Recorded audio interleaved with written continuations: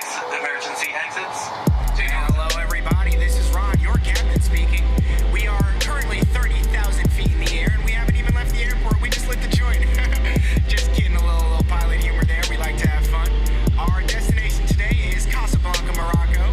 So everyone, sit back, fasten your seatbelts, and prepare for takeoff. We will be arriving in 6. Are you looking for a better way to play player props or daily fantasy sports? Well, look no further than Prize Picks. Prize Picks is the leading over-under daily fantasy game. Why? Because it's so easy to use and win. You can make your picks in under 30 seconds and win up to 10 times your money in one day. Right now, we have a special offer for our viewers and listeners of the 7-Footers podcast. All you have to do is sign up now and use the promo code 7Footer, and Prize Picks will match your first deposit up to $100. Yep, that's right. They'll match your first deposit up to $100. So, join the over 150,000 others who found a better way to play and download the Prize Picks app today.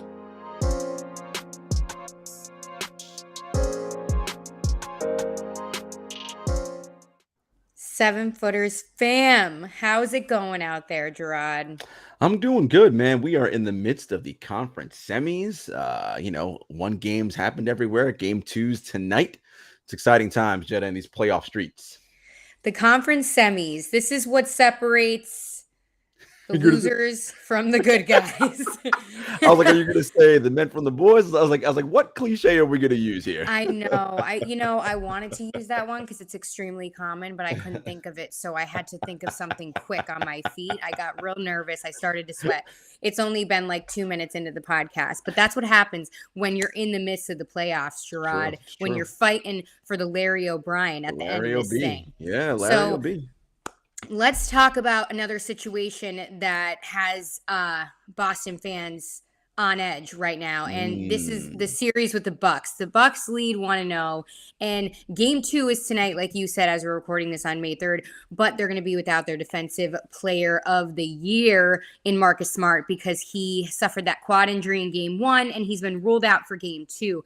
Huge piece missing for the C's. Talk to me about how nervous we should be tonight. I mean, look, it's a long series. Boston is still an excellent team.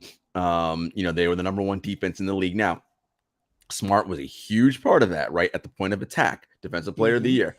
But it's because Jason Tatum is really showed out on that end of the floor, particularly once the calendar turned 2022. Jaylen Brown's an excellent defender. Al Horford has found the fountain of youth. Like, I don't know. He's chugging that thing. This dude, a year ago, we were like, oh, is that dude even any good anymore? Like, all of a sudden, he's just looking like, I was a Horford shit talker. Right. I was. Prime peak Al Horford. It's crazy. And of course, Robert Williams, Time Lord, doing a thing. And not to mention guys off the bench like Grant Williams. Grant Williams is very much in that PJ Tucker mold, built like a fire hydrant. You're just not moving it. It's like, well, yeah, no. Good luck, right? Solid in the paint. Exactly. And so I think that they'll be fine. They're gonna miss him, of course. And he isn't the greatest offensive player in the world, Marcus Smart, but he does play within the flow of the offense now. He does make and take timely threes now, less of those sort of heat check ones that he used to do earlier in his career. So I think they're going to miss Marcus Smart a bit in this game. But that just means Jason Tatum and Jaylen Brown are going to have to really step up, and the bench guys are going to have to step up as well. Do you think they could do it without him? I think it'll be tough. I on our betting show, I picked the Milwaukee Bucks. I just felt like, again, when you lose that at the point of attack, and just all the little things he does in terms of drawing charges, getting up under guys, and when he switches out onto different people, I think it'll allow guys like Grayson Allen and Drew Holiday, Pat Connaughton, Giannis even, right? So when Boston's switching, right, I think not having him as a switch is gonna hurt them a little bit.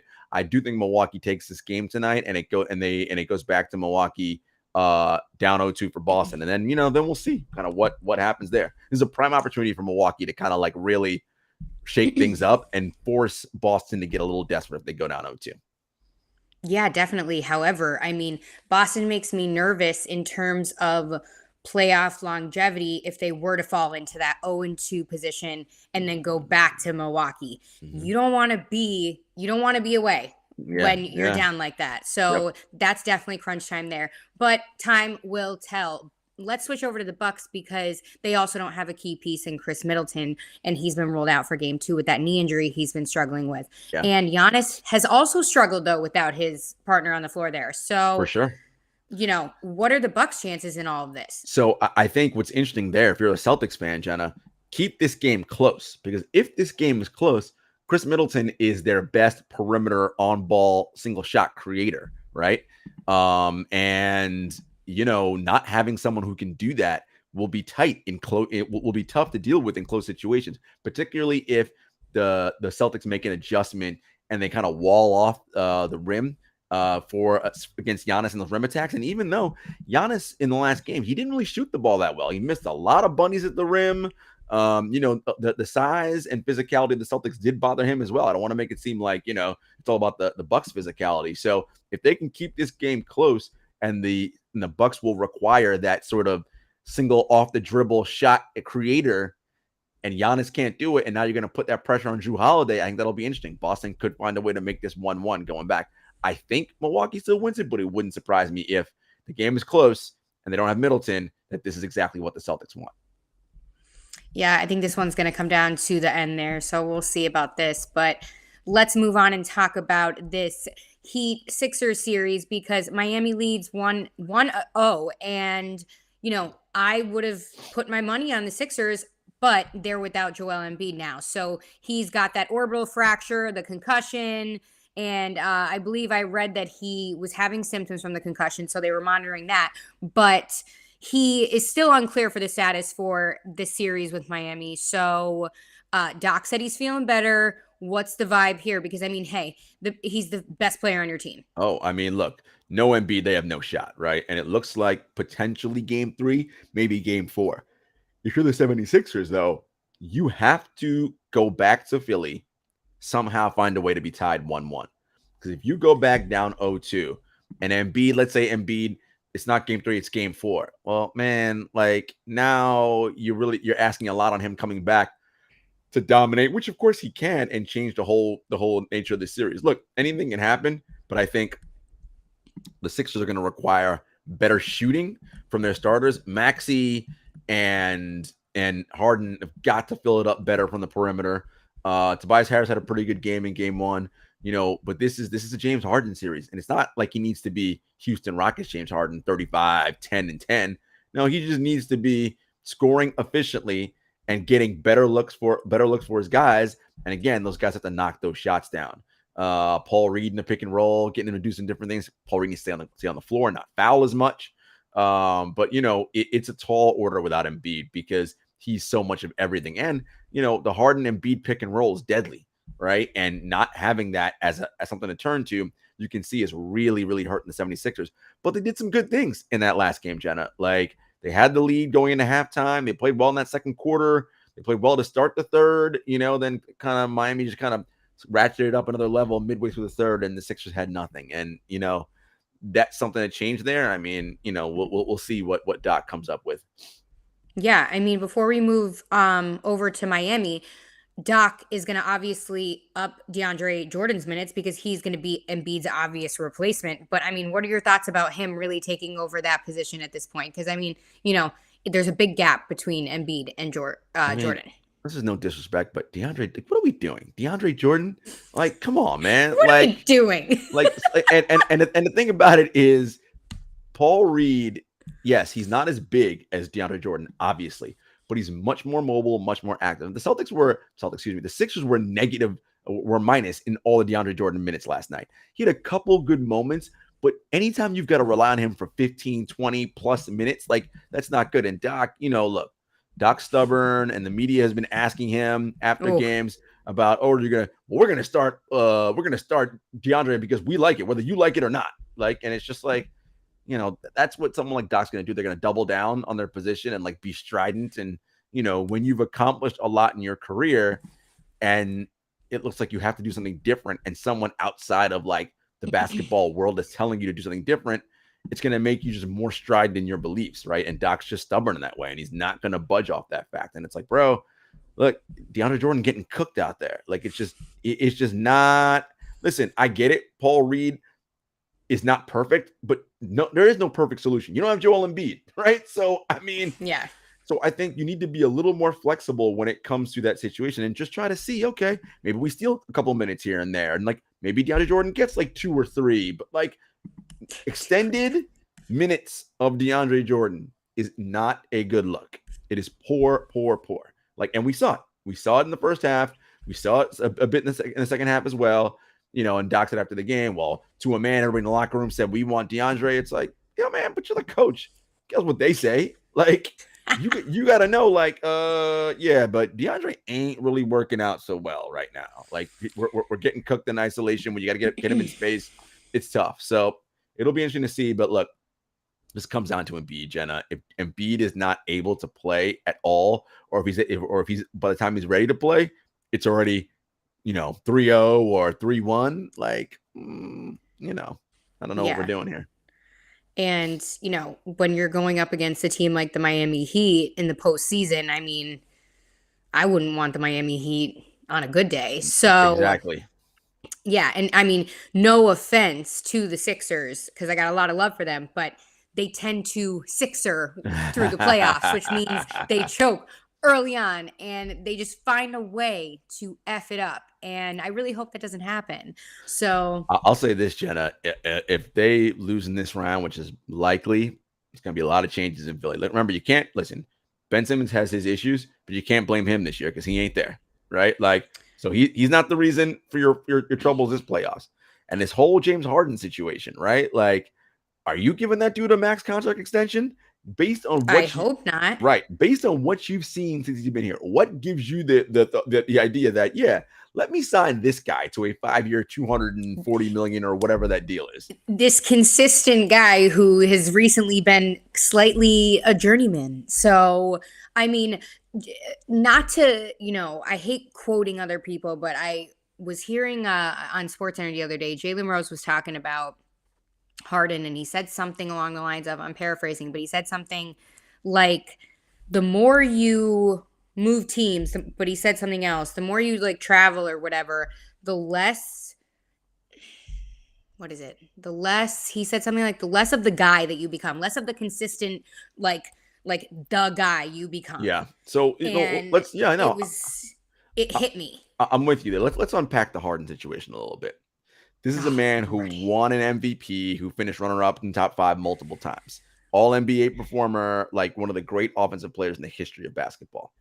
The last time we saw him play that elite level basketball was in Brooklyn before the hamstring injuries, right? When he moved over to Brooklyn, we were like, oh man, Harden, KD, Kyrie, this is going to be right. Scary hours, right? It was looking good. Once those hamstring injuries hit last season during the playoffs, he has not been the same player since. He has flashes of brilliance here and there every now and then, but the consistency is not there. And as you age in sport, what happens to great players is you can still be great. The problem is you can't be great on a consistent basis like you used to, particularly someone like Harden, who, let's just call it what it is. Someone who likes to enjoy the nightlife and who doesn't really spend a lot of hours. I don't mean in the basketball gym working on his moves, but in the gym where the weights and the other equipment are to keep your body in peak tip-top physical shape, right? Yeah. He's not a workout warrior in that way. And, not keeping your body in, let's contrast him with LeBron James, right? We know like LeBron James spends, well, I know you're loving this, but this is not to like, because whatever. But look, the rumors are LeBron spends $1 million a year, give or take, on his body. That's not, Harden doesn't do that, right? Or anything close to that. And you see the difference, right? LeBron's still able to play around peak level basketball at the age of 36. Harden's what, 31, 32, and it's already looking like he's falling off a cliff, right? And again, it's because of the lack of dedication to that part of the game, right? And realizing, I mean, it's cool to go out and wild out when I was in my 20s and do all that, but I mean, it's kind of hard to do that now, but he's still continuing that same life. And look, he's made a lot of money. He's won MVPs. He's set in many ways, but it's like, dude, this back end of your career, if he doesn't change some things, Jenna, is not looking good. No, right. And hey, I mean, he's already somewhat created a type of reputation that is treading in that direction. So, I hope that he's able to turn things around soon. But yeah, we shall see. Let's move over to Miami and talk about them because although, Embiid is out, they're also missing Kyle Lowry, and that's a big offensive piece for them. And of course, on the defensive end, too. And they didn't have the best game in game one. So Kyle Lowry is still dealing with that. What was it? A calf injury from the last series with the Hawks, game 3. And, yeah, he's out for game 2. So key pieces, the Heat need to turn it up. I don't have any reason to believe that they won't, but yeah, no. I mean, look, if you're Miami, you want to finish this series quickly and hope that the Celtics Bucks series goes long so that Lowry can get more rest, so that Jimmy Butler, who's dealing with a little couple of things, he can just get more rest and heal, right? Because the physical nature, the style of which the Heat play basketball, that takes a toll on your body all regular season. We talk about Heat culture all the time, right? And how they have to test at a certain percent body fat and all these different things. Over the course of an 82-game season, the way they grind, and to then now come for the playoffs, right? The next 16 games that you have to win, which are the most high leverage and the most high intensity, that is a lot of stress and demand on the body, particularly for older players like Kyle Lowry, Jimmy Butler. These are all guys in their 30s. They're not in their mid-20s, right? So I think, look, Tyler Hero's playing well for them right now, which is good. We didn't see Duncan Robinson in game 1. We might see him in game 2, not because he's injured, just because Spo was like, no, he's not in the rotation, right? Because he can get attacked defensively or for whatever reasons. But that's the beauty of Miami, right? They have so many different options. I also look for this to be a Bam Adebayo series, right? With no Joel Embiid, Bam's got to dominate. He played well in game 1, 24 and 10, I want to say off the top of my head, something like that. He's got to continue to be, that type of player and that dominant player, especially with Joel Embiid out. 100%. I mean, I think that's going to come down to the wire too, just because of the different absences they have in their rosters. So we shall see about that one. Let's move on and talk about the Grizzlies Warriors series, because the Dubs took game 1, but it was pretty thin margins there, to say the least, at some points. But let's talk about this because we have Draymond Green, who's already getting spicy to start the series off. And, the man, you got to talk about the dedication, though. I mean, that drama, that shit happens in the game. He runs back, puts a t-shirt on, throws the glasses on, tapes a podcast. I mean, damn. What, did he stretch? I hope. It looks like he showered, got himself nice and cleaned, and had the fresh Cartier sunglasses on, dapping up his guys, recorded a podcast. Look, let it not be said, Draymond does not understand the assignment, right? Like, he knows this is entertainment. And this is what this is, and this is what everybody's tuning in for. And actually, his podcast has been very good when he's talking about like actual basketball and breaking down stuff. He's one of the more insightful players we have in the league. Just to quickly touch on, the ejection for him. I mean, look, Draymond and Brandon Clark said it after the game. I've been watching Draymond do that my whole life, like on TV. Like, that's just what he does, right? Draymond straddles that line, right, of sometimes going over the line. And, he did. Like, he swiped down at the ball. Yeah. He missed, hit Clark in the face. And then, as he came down, he grabbed down his jersey and tugged him towards the ground. Now, at the end, he did try to hold him up, but you still went, right? The motions were still what they were. You made contact to the face and the head area. Automatic flagrant 2. Like, it is what it is. Right. That's what doesn't like the leagues were sending it. So you got what you got. So Draymond's got to be careful because, as you know, there's a point system in the postseason. Once you get 4 flagrant foul points, that's an automatic 1-game suspension. Well, a flagrant 2 gives you 2 points. So Draymond's already halfway there. We know he got kicked out of the 2016 finals for literally punching and or kicking LeBron James in the private parts. Right. So, I mean, some would argue he lost that series for them. You know what's so funny about that, Jenna? People always say that. And I'm like, look, they were up 3-1. He got suspended for game 5. He was back for game 6 and game 7. So I don't want to hear, if Draymond didn't get suspended, we would have won. Yo, you had him back for the last 2 games. And game 7 was on your home floor at Oracle, and you still lost. So it ain't if Draymond, no. And he says it too. It doesn't matter. Y'all lost. So I don't care what people say. Greatest team of all time. You're not. You cannot be the greatest team of all time if you did not win the championship. That's just a fact. You cannot. Simple facts. All was wonderful. 73-9. Great. Cool. You still lost when it mattered, right? So you're not the greatest team of all time. Anyway, back to this series with the Grizzlies. Listen, I had to just drop that in there because the Warriors fans are annoying about that. Oh, they're so annoying. No offense, guys, but y'all need to get over it. Get over it. Like, you lost. Like, it happens. Yeah. This Grizzlies series, though, man, entertaining. And yeah, the Grizzlies kind of feel like they let one slip away, right? You had a chance, no Draymond in the second half. You had a all-time Triple J game, 33-10. I mean, you got to win. You got to win games like that. You have to win that game, right? And that's the Warriors championship experience. Their know-how, they've been in those situations countless times. They know how to execute and do what's necessary. And for the Grizzlies, a lot of these are all new experiences for these guys, right? Reference points they're going to add to their brains so that when they're in this spot again, they know how to handle it, right? But sorry, a coupon for shoes flashed on my screen. I got a little distracted. Oh my God. Anyway, but no, really quick, speaking of Draymond and his podcast, he said something, and again, common things that you should know, but when you hear them, they shock you.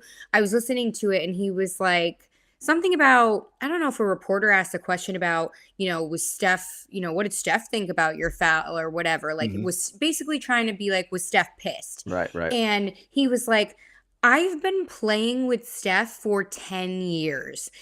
Don't come up here basically and try to, Right. Yeah. Whatever. And I stopped in my tracks and I was like, wow, 10 years. We talk about championship DNA, but talk about that chemistry. You know this person inside and out more than probably your own family, like your blood. Yeah. So I just thought that was insane to just hear out loud because, again, that championship DNA could carry you through an entire series, through unforeseen circumstances if somebody's injured, anything, just because of that type of, I hate to use the words clutch gene, but like that. It is, it's that juice. It's corporate knowledge and know-how, right? This core of Draymond, Steph, and Klay have been together, as you said, for 10 years. They've been running that system that they run since 2015. It is 2022. Like, they're masters of it. They're also masters of understanding the postseason, the moment, what to do when. There's nothing they haven't seen on a basketball floor yet that's going to be like, whoa, we don't know. So they're cool. They've been down 0-1 in a series. They've been down 3-1 in a series. Like, they've been up 1-0. They've been every possible scenario that could happen in the playoffs. They've seen it. So nothing's going to phase them. So again, if you are the Memphis Grizzlies, you don't have that same level of know-how and experience, but take something from them. Take your experience from last year when you won the first game against the Utah Jazz in round 1, but then lost 4 straight, right? Take the experience from round 1 against the Minnesota Timberwolves, where you lost game 1 and then won 4 of the next 5, right? Like, these are the things you have to take into consideration and use to your advantage until you get all the reference points so that nothing phases you, right? But Memphis has been a resilient team all year, Jenna. They've bounced back, every time after a loss, just about. This will be their biggest bounce back yet, effort and test. But, if they go back to Golden State, to San Francisco, tied at 1-1, they're going to feel a lot more buoyed and better about themselves than if they go down 0-2. It's going to be rough. Yeah, 100%. I mean, I feel like we talk about this about certain teams that are in these types of positions being rookies in the playoffs as opposed to the vets in the Warriors. There's an advantage, though, to being a rookie in the playoffs because you're playing for essentially you have nothing to lose. This is the furthest you have ever been. So we talked about that many times in the past. You're fighting every night for your life. So you're it's just a different approach and lane to the series. So going to be interesting. Who do you think takes this? What was your prediction again? I think I said Warriors in 6. Nothing has really changed my mind from that. I think the Grizzlies can easily win 2 games in this series. Again, I just believe that corporate know-how and that championship medal is going to prove too tough. Now, from a basketball standpoint and adjustments, the Grizzlies all season have been mauling people on the glass, right? Offensive rebounds, etc., getting second chance opportunities. They did not do that this game one. The Warriors had more offensive rebounds than they did. So is this a series where Steven Adams can come in and make an impact? He is still out in health and safety protocols. When he clears, can he get on the court and do something? Does Taylor Jenkins make a move and play and start Brandon Clark alongside Triple J? That lineup seems to work very well, right? And it gives you a ton of switchability, right? And you can really limit when the Warriors go after John Morant and try to isolate him one-on-one. So I think, this is also, we talk about players in their first playoffs and getting used to, or in their second playoffs, but early in their playoff career. Same for coaches, right? Taylor Jenkins, this is only his second go-around as a coach. Now, remember, he was on Coach Mike Budenholzer's staff, and we all know about Bud and his inflexibility and unwillingness to make changes, right? So will he take that page out of Bud's playbook, or will he do his own thing and say, you know what? I've got to make changes myself and do the right thing here.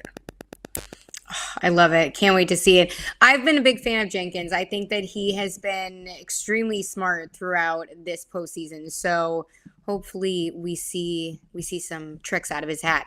Let's move on and talk about the Suns and the Mavericks, because Phoenix leads the series 1-0, and I'm a little worried about our guy Luka, because he's dropping a double-double, 45 piece, but it's still not enough. I mean, we have the question here on the rundown, who's going to help him out? Because Jalen Brunson had a off night. Spencer Dinwiddie was limited on the offensive end. I mean, the Suns' defense, is it too much to, So what's the deal? I mean, Jalen Brunson had a fantastic first round against the Utah Jazz. Breakout. Well, I think he's quickly realizing that, the Phoenix Suns defense is not the Utah Jazz defense. That is correct. The Utah Jazz perimeter defenders, led by Donovan Mitchell, are atrocious, right? They're just not good. And Mikal Bridges and Jay Crowder and Chris Paul, right? And all these guys on the perimeter, and Devin Booker, those guys compete and are good defenders. So you're going to have to work. And Jalen Brunson, he's small. That's a lot of length besides Chris Paul you're going up with against on the perimeter, right? And it's the hardest thing in the NBA to do is score over length, particularly when you are already small, right? Which Jalen Brunson is. So he's noticing that. Look, Luka's going to do his thing because stars are stars and they're going to always find a way to get theirs, right? But the goal with them is always to make them inefficient, right? Make them take more shots and more possessions to get it and just make it difficult on them. Like Mikal Bridges played great defense last night. Luka just hit tough shots. And great players do that. 15 for 30. Like great players are going to hit tough shots on you. That's just the nature of the beast. And you saw it didn't bother Bridges any. He kind of just put his head back down, went back to work. They have a good defensive strategy. I just think ultimately, Luka can win some games on his own, but I think Phoenix as a collective unit is just too much.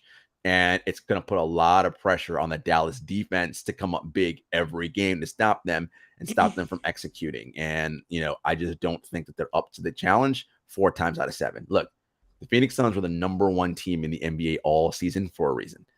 Number 3 in adjusted offensive rating, number 3 in adjusted defensive rating. They're good, and they're a well-oiled machine, right? Like they didn't have these peaks and valleys like the Celtics. Oh, we turned it on, even the Mavericks who started out poor. They've been consistently excellent all season long, and that first round matchup against the Pelicans really sharpened them and woke them up a bit because they were like, we kind of chilled and coasted through. And this is some real competition, and you can see it. They're heightened and they're ready to play, and you saw it for the majority of that game 1 against the Mavericks. 100%. Couldn't agree more. And I mean, shout out to Mikal Bridges, man. Wow, what a good piece to have on your roster. So huge, consistent, so much improved. I mean, his defense is incredible, but I mean, all these series, this is when it gets real deal. It gets hype, and I'm excited. And Mikal Bridges, here's the beauty of that. And this is, we talk about team building and how rosters can get better and what they can do. When you have someone as elite as Bridges is on the defensive end and is an improved offensive player, he is getting to that level of elite two-way play, right? Mhm. He's already elite defensively, and he is very good offensively. Not quite elite, but very good offensive player. When you have a player like that, Jenna, who's long, and you sign him to a 4-year, $90 million extension, that gives you so much room, because a player that is that good, right, that you have to only pay, what is that, 20 something million a year, that opens up the rest of the roster to do other things, like give Devin Booker a max contract extension, like they did, like this summer, give DeAndre Ayton right. It's finding players like Bridges who can be so good on the margin that you don't have to play max money to, right? See, this is the problem a team like the Brooklyn Nets have, right? They can't get anybody like Mikal Bridges because they got 3 max slots tied up in Durant, Kyrie, and Ben Simmons. And 2 of those 3 people don't come to work, right? So, I mean, so when you're building a team, right, this is what you need. You need to find those elite players who, oh man, we don't have to pay them that much. I mean, it's a lot, but it's not it's not a max deal. It allows you to do so many different things. And kudos to Mikal Bridges and the Villanova program, Jay Wright, who retired recently. Excellent job building those guys out of Villanova. Him, Jalen Brunson, like all these players who play over there at Villanova are just so excellent. They just understand the game. They know how to play on both ends of the floor. It's a beautiful thing. And you ever watch like interviews with a lot of these guys that come out of Villanova, especially Brunson and Bridges? They remind me of this. They have that same humbleness, that same quiet killer kind of mentality, attitude. Like they're not in the press or anything, like talking shit, like nothing. It's like, yeah, man. Yeah, they just do their work. They just do their work.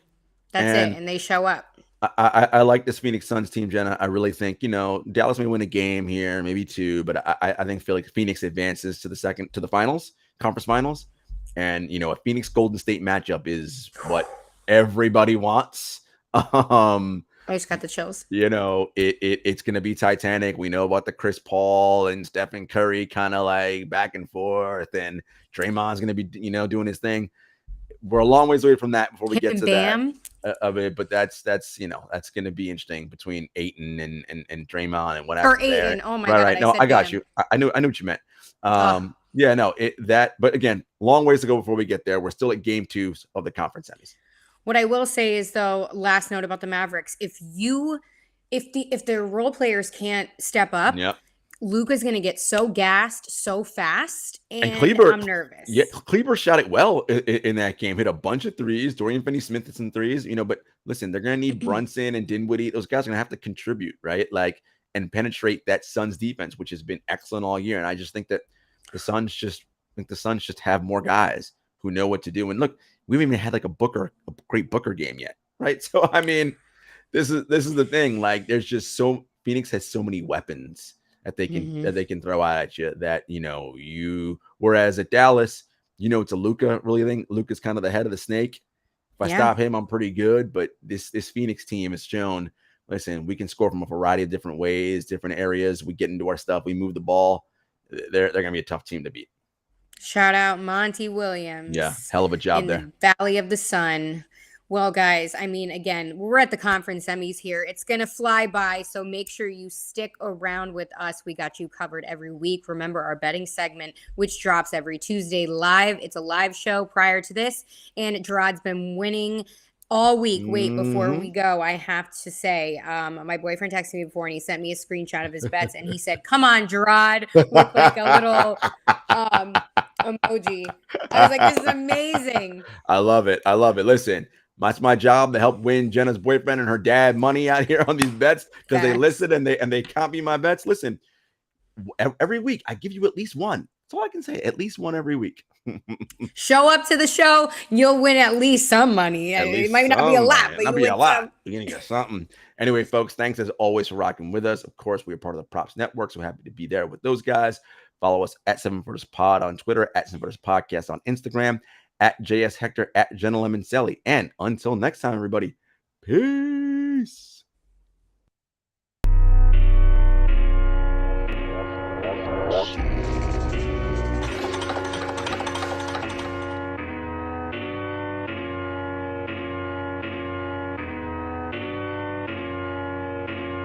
Spent a couple years out here with these raps, trying to have a plan that we made come true. Applied to some jobs, but I